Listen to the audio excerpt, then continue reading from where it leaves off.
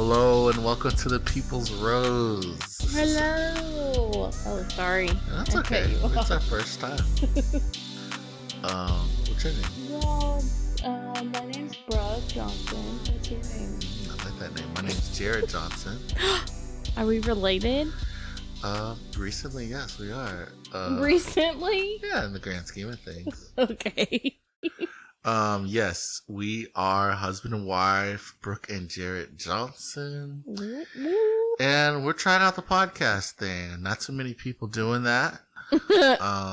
Yeah, we're like so on the cutting edge here. We're first to the scene, first arrivals.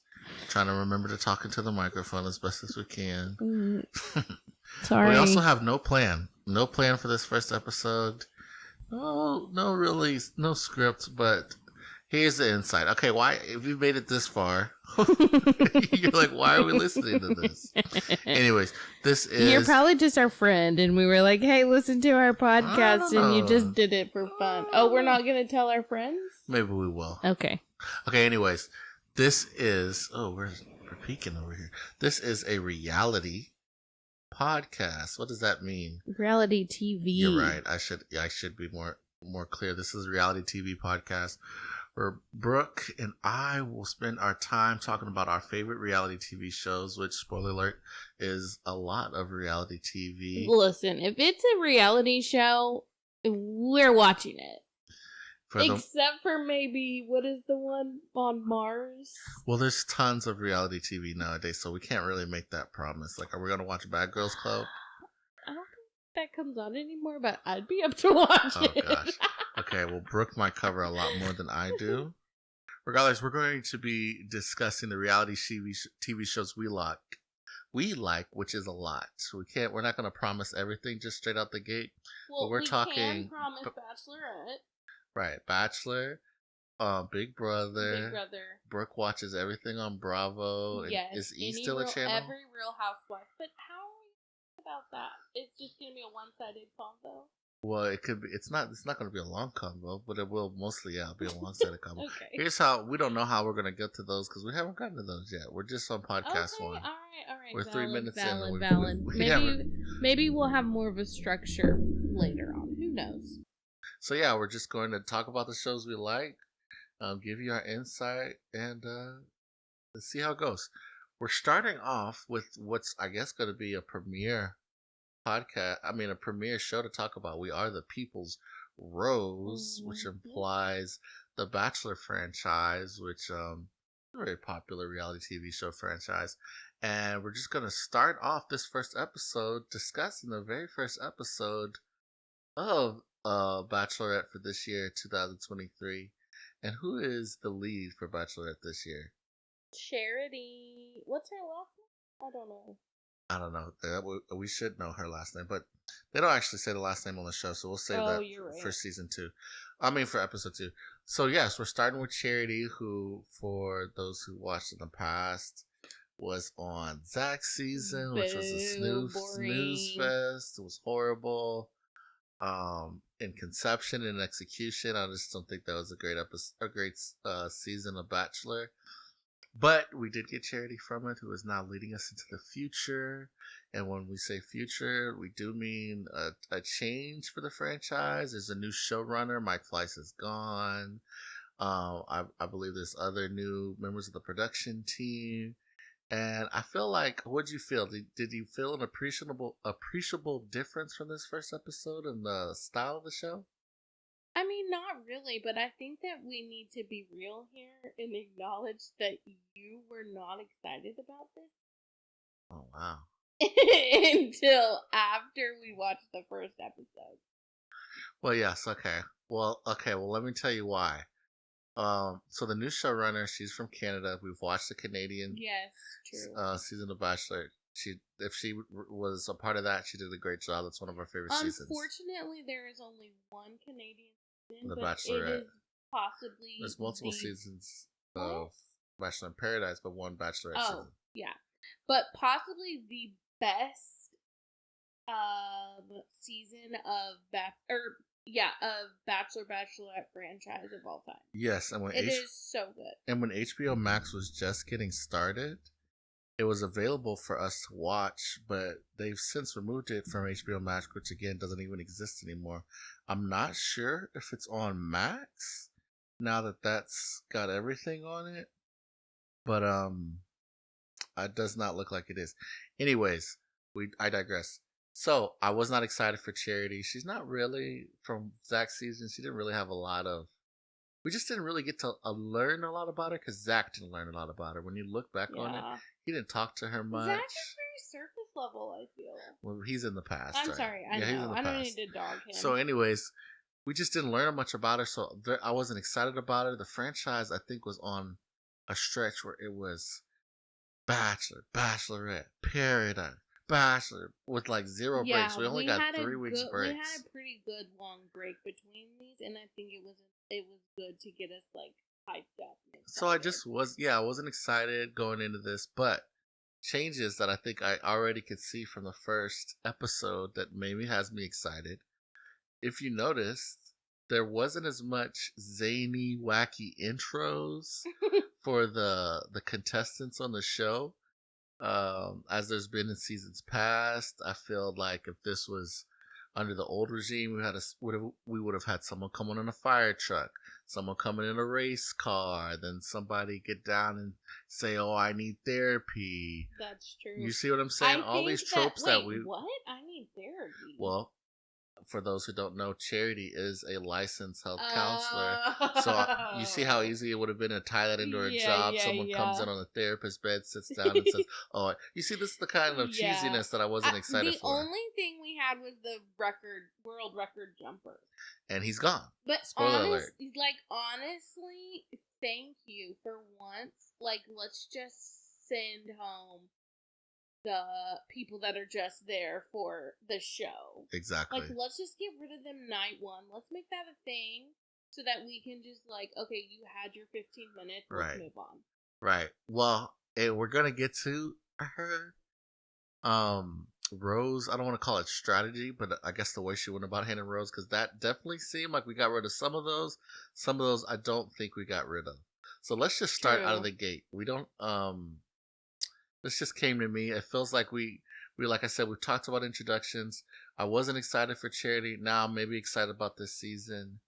I think Charity's going to be a strong lead, but from contestant standpoint, are there any contestants out of the gate that you think are going to be have made you interested to watch this season, whether for the romance with Charity or for the entertainment they might bring? Who stands out in your mind?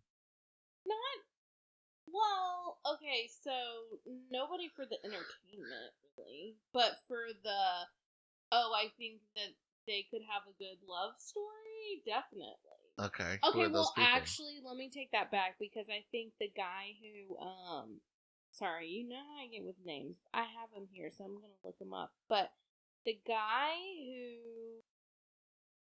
who, Brayden, okay, was Brayden... Okay, another spoiler alert. Was Brayden the one that got the first impression? Yes. I think it's safe to say if you're listening to the podcast, you definitely I know. Okay. So we'll stop saying spoiler alert. Got it. But Brayden, he's gonna bring drama. Right. And he's gonna bring... I mean, don't get me wrong, I don't want him to break Charity's heart. Like, I don't want that kind of drama. Mm-hmm. The drama with the guys fighting, going back and forth. Mm-hmm. Yes, I'm excited about. But let me just say this: Brayden gives off Dean vibes. Dean from Joe. Okay, you're saying that, but I don't understand what that means. Season? No, Dean was on Rachel's season. Oh, duh, Dean. Okay, you know how Dean was this playboy, young, cute, hot playboy? Why are you shaking your head no? I'm not sure I would have described Dean like that, but okay. Okay, how would you describe it? I would say he was an aloof, maybe too cool for school hippie, like Vans wearing kind of guy. His dad was a hippie. He never really talked about vulnerability with Rachel, if you remember correctly. Brayden is exuberant. He's jumping. He's giddy and laughing. Dean kind of struck me as the guy like, okay, yeah, we kissed. That was cool. What's up? You know what I'm saying? But didn't Dean have some big drama at Paradise? Right, because but he you're was thinking like playing multiple girls. Right, but you're thinking Paradise. This is Okay. Bachelorette. Oh, come on. We can't mix the two. I mean, you can, but they're different shows. Oh my gosh. Okay, well then Brayden is giving me Dean via From Paradise. Yeah, yeah. If you say that, maybe. Yeah. Okay. Well, let me say that because that's what I think is. That's what I think. Okay. I think he definitely is there just to have fun. And I'm very worried that she gave him her first impression rose. Yeah, that was seemed to be ill-advised move. I'm not really sure her reasoning there. Well, actually, she actually did reason herself very well. She was excited that he was excited about her, and she was excited about him, and so that I guess gave her confidence on the process. But I think we definitely got more insight into Brayden. We of course saw previews. We saw backstory. We did see previews for Brayden. We saw him screaming in a van, ready to fight people. We saw background about how he acted out. She's going off of one interaction, which is a first impression, and then a conversation. Yeah. Which was also affected by her brother, who was inexplicably undercover in the worst wig and mustache maybe in the history of disguises. So her brother came on the show and was amongst the men and I guess spying for her or getting insight into the guys were like. When they thought she was the bad disguise, though, I loved it. It's a great idea. That was a great idea. It's a great idea. We've seen it done on international seasons to, I think, a better execution. Yeah. But this was just kind of. It was kind of a dud for me. Why? He wasn't very interesting. His disguise was so. I feel like if I'd walked up and saw him, he was pretending to be a bartender. If I walked up and saw him at the bar, I'd be like, so who are you? Who are say you really? That, but I don't think so. Okay. I think you would This is not a personal board game podcast, but I think from our board game history, I have an intuition that I think is bar none in our family. No, okay. Except maybe my mother, but I mean, when you don't make me pull up the receipts, no. I have the ability to read people and suss them out pretty quickly. Okay. Okay. I guess it's fair, but I just don't. I feel like if you were in that headspace, then you wouldn't be like you would be so worried about like, am I saying the right thing? And I gotta go get time with her. I gotta do this. Okay, whatever. But I guess we'll never know because you're locked down with me for life. Well, here's the thing. Anyways, we're off track. Here's the thing. What thing? I was about to give us some history about our relationship, but we'll save that for episode 5. What? I'm just saying, I found out a lot about you pretty quickly. Okay, that's a totally different That's situation. Why I said we'll move on. So yeah, Brayden, I anticipate him to be interesting. So he's your interesting pick. Yeah. Really quick, what's your romance pick? Who do you think who are you seeing chemistry and sparks flying with? Oh my gosh, so Charity? Many. There's so many. Okay. Do we want to do that, or do you want to tell your interesting pick first? Okay, well, I have a perspective. The way I see the Bachelorette seasons, I think they're consistently more entertaining than the Bachelor seasons. It's because guy drama is just so ridiculous. It's so like there's so much macho nonsense about it, and it's just people getting rubbed the wrong way. I have been saying for years the men's season is way more dramatic than the girls. Right. It's just how it is.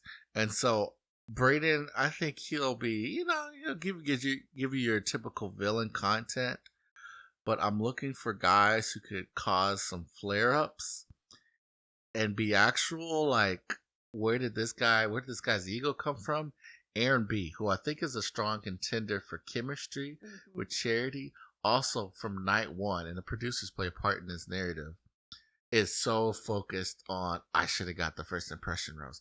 Brayden was doing this. I'm going to tell. And you see in the previews, I'm telling on you. He's following guys. I was going to say, is Aaron B the one that talks to her? about Brayden? Yes, in the preview. Okay. So you see what I'm saying? Like that's what I'm looking forward to. Is that kind of nonsense, bro? What are you doing? Focus on your girl. No, I'd rather get into a ego measuring contest with my fellow contestants. I think that's what I'm thinking. But I also would pick A and B to be a chemistry match. Yeah. For Charity. Among that, I would say if she gives 7'5" or 7'11" Doughton a chance, I could see that being. I don't know. I know. He's a tall guy with a good job. He's adventurous. He seemed funny. I mean, yes, tall, attractive men will make it far. I know. That's Look just bottom line. Look at me. Right. But I almost feel like I mean, I don't even think he talked to her. He didn't, but he'll be a late bloomer. Maybe. And I also think Xavier is one to look out for. Definitely. He had good. All these guys except for Doughton had great kisses with Charity. Yeah. And I think the common denominator there is Charity. We said that while we were watching the show. Sometimes you get the leads and you can tell they're clammy about kissing on camera, or they're going overboard and it starts to get awkward.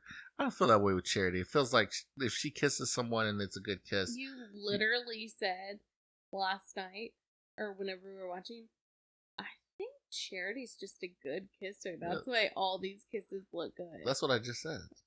Oh. Okay. I thought you were saying. I said the common denominator was Charity. Oh, I didn't realize that's what you meant by that. It's okay. I'll change up the terms. I'm sorry. You're changing up. You're trying to speak so. What's the word for the podcast? I'll have professional. You know. Oh, what do you want me to talk like? Nothing. Just be your normal all right. self. I got something for you. So the rest of the podcast we're gonna do country, just so y'all a little more relaxed and not to be uppity city folk like I was being before. All right, so I would say. Okay, stop. Enough. I would say we could also look out for. Let me think here. Okay. We also definitely need to look out for Joey, the tennis pro in Maybe, Hawaii. But I feel like he's a mid-season kind of like, yeah, they have some good sparks and good connection. But no, listen, I don't want to use words like common denominator. Like common denominator. Be yourself. I was, and then you misunderstood common denominator and started slinging insults. Okay, I'm sorry. It's alright. Common denominator is Charity. Okay. Anyways. So Joey, I think, is one to look out for. The tennis pro. It won't be long. But why do you think that? You just didn't see chemistry? Flame out. I think they want him to be part of the franchise, so they're giving him good screen time. But actual chemistry between him and Charity, I don't think so. But he did get a lot of screen time. I'm hoping for John. It looks like John goes far. John had my very favorite intro where he brought the fortune cookie and was like, "You're gonna meet the man of your dreams tonight," and his name is John. I don't know why, but I thought that was so cute. Okay, yeah, I know. I agree. I think he's got great charisma and he'll be part of the show. Yeah, he does seem like he has a good personality. Yeah. So those are our picks. Speaking of picks, it actually used to be tradition for us, the Johnson family, to have a Bachelor Fantasy Football League. I don't think we're going to be doing that this season, but we've done that in the past. And while we won't do that if you had to pick one person to make it all the way to the final now, what would be your episode 1 final prediction? This is who Charity ends up with based on what we've seen so far. Like final rose ends up with? This is who Charity picks based on everything you've seen so far. Who would you say gets that final rose? I'm gonna go with. Oh gosh. I think I'm gonna go with Xavier. I'm picking Xavier too. He's in North Carolina. She's in Georgia. They're close. He is a biochem student. She is a licensed counselor. They're both in medical adjacent fields, even though I know biochem does not really have anything to do with medical, as you told me while we were watching. He likes to knit, but also work out. You know, the little dichotomy there. She seems to be multifaceted. Oh, yeah, he's the knitter. Mm-hmm. Yeah, that's cute. And plus, I think in previews, I think I see him going very far. It looks like she was having a conversation with who appeared to be him, her telling him that she loved him. So that was a very, very quick. Oh, who are the guys that we saw in the preview saying they loved her? Because weren't there multiple? So I have, it says Xavier, maybe the one that says she says she loves to in the previews, and I don't know if I wrote down who I thought was saying they loved her. Maybe that'll be something we watch again before we watch episode 2 and report back. Yeah, because I know that there were 2 guys I remember that said I'm falling in love with you in the preview, but I can't remember who those 2 guys were. Yeah, okay. Well, we'll have to check when we watch episode 2 and record our next podcast. We'll try to get it out maybe quicker than a Thursday, but we'll just really see. We're parents of a toddler. He's a toddler now, wouldn't you say? And he kind of controls the life, so we'll see. It won't be your instant reaction podcast, but it'll be your maybe later in the week. You want some hard hitting, true opinions from some seasoned reality TV show watchers. We'll be there for you. I mean, speaking of our expertise, if you made it this far and are on the fence, let's give our resumes. Brooke, how long have you been watching reality TV? Your whole life? Back when VHS, you had to record it on VHS, right? Oh my gosh, I used to not VHS I literally bought a DVD recorder so that I could record Big Brother when I was in college. Awesome. Which was now 10 years ago. Oh my goodness. But gracious. I know it was before that because I would watch it at home too. I remember watching The Real World in like 6th grade and talking about it to my dad, and my dad being like, I don't think you should be watching that show. And I was like, oh, okay, then I just won't talk to you about it. Right. And then as for me, my family has been watching Big Brother since the very first season. That's wild. How old would you have been in the very first season? That I don't know, but I remember the SUVs pulling up to the house, and it was a big deal back then because there'd never been a show where 24/7 you could watch it that I know of. CBS was making it seem like a big deal, and Julie Chen was very more reporterly, and was very like, now, but it was just like a big deal. So I remember that night, however old I was, we watched from the very first season of The Bachelor and The Bachelorette as well as a family, my family, but I didn't stick with it as I became, a teenage boy and into college. But I actually picked it back up when I met you. Maybe, how long has it been now? 7 years ago. Yeah. I've been watching steadily since. And then should we talk about how we came together? No, we'll do that. Reality TV. We got tons of time. We got tons of episodes to do that. We can't give it all away on the first episode. Okay. But yeah, speaking of reality TV shows that we watched, let's try to get a little bit of time in for Claim to Fame. Yeah. Our other ABC reality show that's airing right now. Claim to Fame, if you've not heard about this show, looks like one of those cheesy, we call them Fox reality shows, where it's just like maybe they get 1 or 2 seasons. Right. The premise is kind of wonky.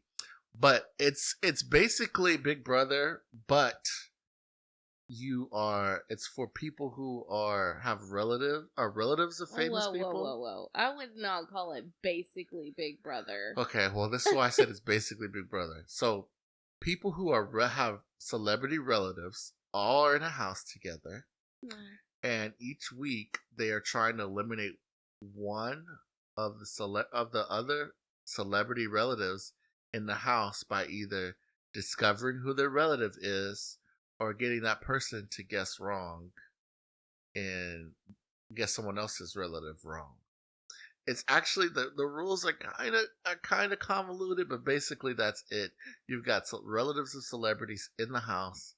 They're trying to figure out the celebrity relatives of all the other house guests. And they do have competitions where if you win, you get a clue as to immunity. one of the celebrity relatives. But the competitions are nothing like Big Brother competitions. They're not. Still, there's that aspect of it.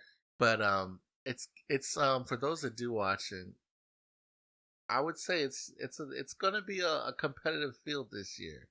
Yeah. There are a few. Okay, let's actually get into it. Yeah. If you're watching the show, you saw the nerdy guy who did, I forgot all their names. I didn't take notes like we did the Bachelorette. Who did the pie for his talent show? He recited pie for his talent show. Oh, yeah. That is so clearly Neil deGrasse Tyson's son. But that's the only one, besides the one we saw who got eliminated, that I think was just pretty obvious from the start. Did you see any that you have any strong theories on? Who did we say? I mean, I really am not good at guessing. You said that one guy might be Michael Bublé. Oh, I saw. So there's the one guy who sang, right? Right, I forgot about him. In the first episode, they did like a talent show. And even before they did that, I saw him and I said, he looks like Michael Bublé. And then for the talent show, he was like, he sang and he was like, I actually sing just like my celebrity relative does. So I'm afraid that they'll find me out. And that's another aspect of the show. We don't know who the celebrity relatives are. Yeah. Like, they keep us in the dark, too. So we're, like, guessing along with them. Right. And so after that, Jarrett you thought that he was... And a contestant on the show. And someone on the show thought John Mayer. He's so clearly John Mayer. I forgot about him. That's definitely a relative of John Mayer. I wouldn't say so clearly, but maybe. Okay. And then, of course, that was actually basically it. There was another girl who we thought might be related to Eddie Murphy. Oh, my goodness. Because we got the clue from Neil deGrasse Tyson's son. Oh, yeah. But and it was clear, I think her name starts with an S, that she is the daughter of Eddie Murphy. Because the clue basically said King coming to America. Right. And it wasn't Dr. Dolittle. What was the second clue? There was another role that Eddie Murphy had played. I can't remember exactly what it was. Oh, and Buckwheat. And Buckwheat, yeah. Played Buckwheat. But again, so that we have 3 or 4 actually that we've figured out. We think pretty positively. We'll have to make note of names next week. So yeah, we can actually call them by name. Exactly. And okay, wait. Before we go off of that, doesn't Eddie Murphy have like 17 kids? And counting, I'm sure he's like, I think I remember he has a lot of kids. Yeah, that's another thing too. Is you can sometimes Google this. Like, if you have a idea of who it might be, and you Google, you can find the answer. But not to all of them, because some of them will be like obscure, distant cousin of somebody. This is the second season of the show, and the first season, one of the final 2 was clear he was a relative of some country singer, right? But he was just kind of your regular guy, regular country guy, and so also like, if you're not into country music, you don't know country singers. It was like none of the cast was either, so nobody knew who he was. I don't even remember who he ended up being. Was it like Alan Jackson? Yeah, it was. Who knows? I think it was. I don't know. I think he's like Alan Jackson's nephew. So, okay, so let's talk about the one eviction from that show. Oh, yeah. Hugo was the guy who was chosen to guess, and he picked, man, we should have remembered their names, but he picked the lady who ended up being the niece of Tom Hanks. Uh-huh. Now, I discovered that actually she's the niece of Rita Wilson, who is married to Tom Hanks. It's just that Rita Wilson, who's also a celebrity in her own right, is just not as famous as Tom Hanks, so of course they picked Tom Hanks. Wait, what? Hold on. So you're saying it's like Rita Wilson's sister's child? Or how? Yeah, it's Rita Wilson's sibling's child, and that's and Rita Wilson is married to Tom Hanks. Okay, that's still her uncle, though. Right, but okay, my point is Rita Wilson is also famous. Well, yeah, I know. So it's kind of like, well, I'm the one you're actually related to, but I guess my husband's more famous. Okay, but now you're getting into technicalities, like blood relative. You're talking. Versus, I was assuming that everyone on the show is blood relatives. Because then I'm related to every celebrity if you stay on the family tree long enough, right? Okay. But she was evicted. They guessed that she was Tom Hanks' relative because literally anytime someone brought up Tom Hanks, she would freak out and go, "No, it can't be Tom Hanks." So they're like, "Well, I guess you're Tom Hanks." She was very paranoid. Very paranoid, and she delivered the drama when she was sent home. Oh, okay. So, yeah, she had a hot mic moment. If you don't know what a hot mic moment is, it's basically when you forget that you're mic'd up, and so you just start saying crazy stuff. It happens on Bravo all the time. They make for the best reality TV moments. I don't know if she forgot she was mic'd up, or if she just did not care, but she was going off about how she should have had more screen time, and she can't believe she was going home first, and what else did she say? She felt like she was betrayed, and she had helped the person who ended up sending her home, so she kept repeating that over and over again. I helped you! And things of that nature. So she just wasn't, man.